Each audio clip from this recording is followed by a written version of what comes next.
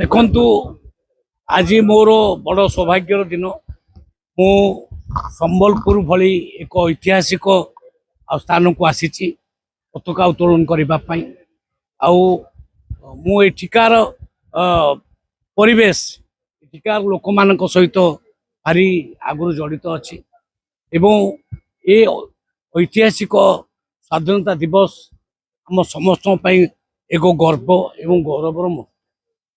ଏ ଅବସରରେ ମୁଁ ନିଶ୍ଚିତ କହିବି ଯେ ମାନ୍ୟବର ପ୍ରଧାନମନ୍ତ୍ରୀ ନରେନ୍ଦ୍ର ମୋଦିଙ୍କ ନେତୃତ୍ୱରେ ଦେଶ ବିକାଶର ଚରମ ସୀମାକୁ ପହଞ୍ଚିବାକୁ ଆରମ୍ଭ କରିଛି।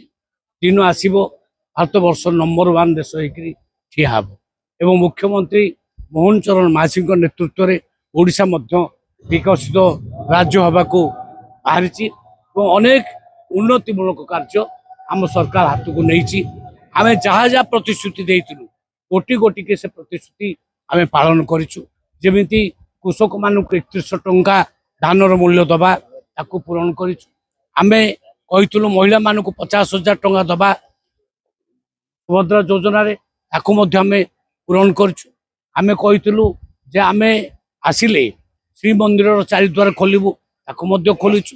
ଆମେ ଆସିଲା ପରେ ରତ୍ନ ଭଣ୍ଡାର ଚାବି ମଧ୍ୟ ଆମେ ଖୋଲିଛୁ। ଆମେ ଆସିଲା ପରେ ଆଉ ନୂଆ ରାସନ କାର୍ଡ ମଧ୍ୟ ଲୋକମାନଙ୍କୁ ଦେଇଛୁ। ଆମେ ଆସିଲା ପରେ ପ୍ରାୟ ଭୂତ କାର୍ଡ ଯେଉଁ ଥିଲା, ପ୍ରାୟ 10 ଲକ୍ଷ ପାଖାପାଖି ଲୋକ, ମୃତ ଲୋକ ତାଙ୍କ ନାଁରେ ଚାଉଳ ଯାଉଥିଲା, ତାକୁ ଆମେ ବନ୍ଦ କରିଛୁ ଏବଂ ନୂଆ 11 ଲକ୍ଷ ରାସନ କାର୍ଡ ଆମେ ଗରିବ ଲୋକମାନଙ୍କୁ ବଣ୍ଟନ କରିଛୁ। ଆମେ ଚାହୁଁଛୁ ସ୍ୱାସ୍ଥ୍ୟ, ଶିକ୍ଷା, ଖେଳକୁଦ ସବୁଥିରେ ଓଡ଼ିଶା ଆଗକୁ ଯାଉ। ସେଥିପାଇଁ ପ୍ରତ୍ୟେକ ବ୍ଲକରେ ଗୋଟିଏ ଗୋଟିଏ ଷ୍ଟାଡିୟମ ହେବ, ଏ ନିର୍ଣ୍ଣୟ ମଧ୍ୟ ଆମେ ନେଇଛୁ ଏବଂ ବିଶେଷ କରି ସମ୍ବଲପୁରରେ ବିକାଶର ଚରମ ସୀମାକୁ ଛୁଇଁବ। ଓଡ଼ିଶାର 1 ନମ୍ବର ଜିଲ୍ଲା ସମ୍ବଲପୁର ନିଶ୍ଚିତ ଭାବରେ ହେବ।